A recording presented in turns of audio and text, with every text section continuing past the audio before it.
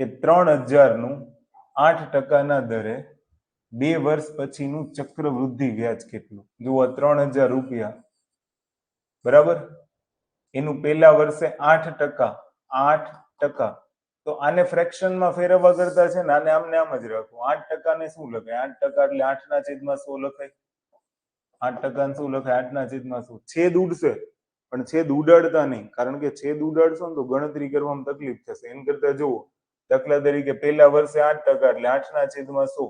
મારે તો આવું જ કરવાનું, 3000 ગુણ્યા 8/100. આ બી મનમાં કરવાનું હોય, હું તો તમને બતાવું છું હું શું કરું છું, ક્યાંથી જવાબ આવે છે.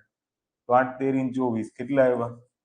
240. બીજા વર્ષે 8% તો લાગશે જ, બરાબર, એટલે 240 રૂપિયા તો વ્યાજ લાગવાનું છે.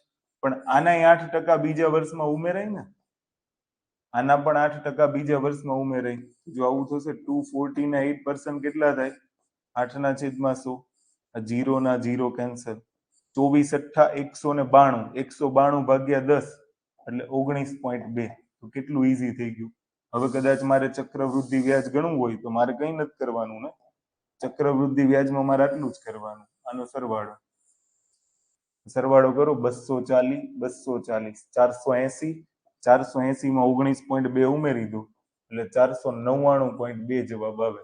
આવો પ્રશ્ન છે? હા, આન્સર આવશે ડી.